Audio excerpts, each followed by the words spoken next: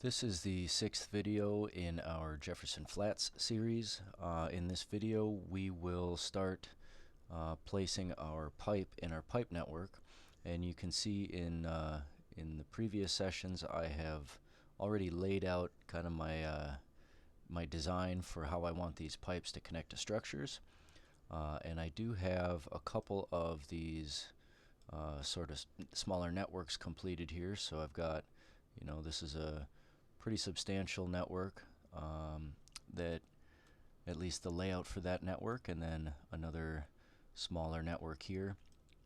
We'll focus on this network in this video along the midsection of our project area, but you can see I've renamed these structures alphabetically here for videos to come where we start doing our pipe sizing calculator.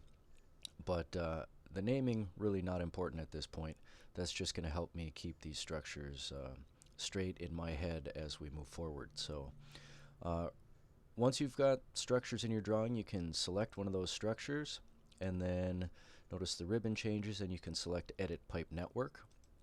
That will bring up your network layout tools, and we just need to make sure that we've got the right kind of pipe selected. So we are going to use 12-inch concrete pipe in this project, and I will select pipes only because I've already got structures. I just need to put some pipe in place. So notice the little crosshairs next to the cursor means I'm going to connect to that structure, which is exactly what I want. So I'll start clicking, and you can see that that double blue line is my pipe, and I'm just going to really click through the drawing and connect all of these structures. I'm not exiting the command here, but you can see I'll have to exit the command and then go back into that to get some of these branches. So exit the command, and then I'll go back into the command and finish this little run of my pipe network. So a couple more clicks and I'll be done.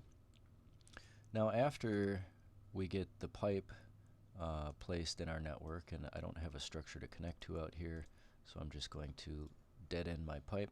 I have one more branch here. So I've placed all of the pipe along this section of my pipe network, and for our project we do not have to tie absolutely every structure together. So notice there is no connection between this northern part of my pipe network and this kind of middle part of my pipe network.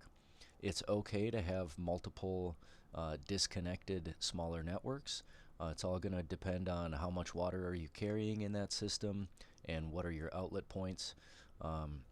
So this northern part of my pipe network will meet up with a storm main here running along the north side of our project area, and then this section is going to either connect to a main in the road here, or this is a large pond off of our site and we could maybe send some water that way. I still have a lot more network to build and figure out where we want to send that water, but for right now you can put your 12-inch concrete pipe or whatever size pipe you need on your project, and then we'll go back in the next video and start looking at a pipe sizing calculator to figure out what size pipe do we need. So these shorter runs with a relatively small area probably going to be okay with a 12-inch pipe, but some of these catchment areas, some of these catchment areas are fairly large. Let me try to highlight this one here. There. This catchment area flowing into this catch basin, relatively large. A 12-inch pipe may suffice, but we may have to bump that up to a 15-inch pipe. We won't know until we start inputting our data into the pipe calculator, so we'll pick that up in our next video.